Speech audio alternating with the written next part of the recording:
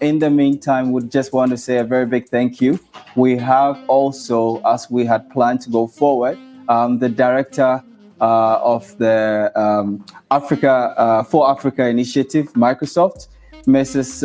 Amrote Abdella. She's currently on stage now, and we would like to first and foremost say a big thank you. Normally, we do have Afrolynk conferences at the Microsoft, I would say, Altrum. At this moment, we are actually having it virtually, but I'm so happy that she is also able to make it. Amrote, thank you so much. Let's get the ball rolling. Good morning, everyone. Okay?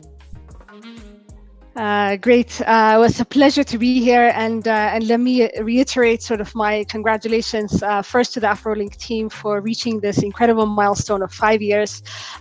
We've had sort of a long-lasting relationship engagement with Moses and Afrolynk, and I'm pleased to sort of see the continuation of this event despite the current challenges. I think maybe sort of building on what the previous speaker had said, allow me to maybe just elaborate a bit more around sort of where we see the opportunity entrepreneurship going forward as we look at the scenario where the opportunities are for entrepreneurs.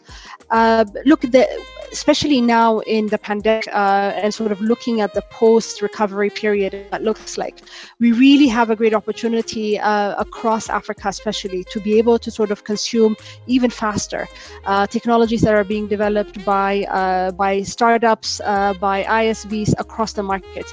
The areas that we're seeing sort of a very fast sort of moving engagement in, of course, is health primarily, followed by education, and then third, also agri. This is part of it, and this is how we sort of hack through it and go on. So let me, I won't take up too much time, but allow me to sort of come back to the discussion around the entrepreneurs that we have in the room and the opportunities. But the point I was making, I think, before we got disconnected was around the market fit. Understand sort of what your solution is going to solve for, right? What is it targeted? What area are you going for? And who are the potential sort of customers that will be sort of the off-takers of your solution? What is your integration point? And sort of be very, very clear around that. And once you do, and once you have the market fit, not change, right? And I think this is where sort of I really emphasize, because sometimes sort of, as shifting opportunities come around, there's a tendency by the entrepreneurs to sort of go into different areas and sort of make changes to their products.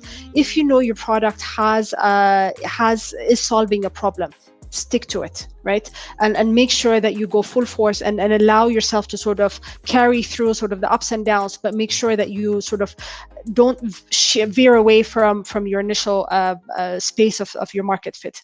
The second one I would say is, look, understand sort of the what does it take to scale, right? And this is very important because, as you're looking at sort of opportunities in Africa, a lot of the problems that we have and a lot of the solutions that you're trying to sort of create can actually go from one market to the other, right? What you have in Kenya can go to Uganda, and similarly from Nigeria can easily go to Ethiopia.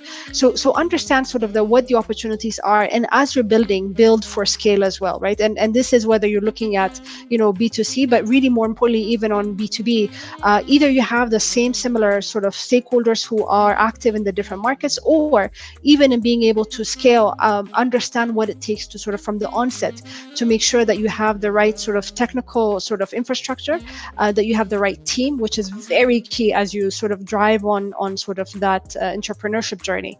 And then after that, sort of go after it. The third piece is around financing, because I'm sure sort of, it's been said in the discussions, but the financial sort of element of how you're able to sort of fuse and inject investment into your company and what stage is very critical. So understand sort of that not all sort of free money is good money. Please know that.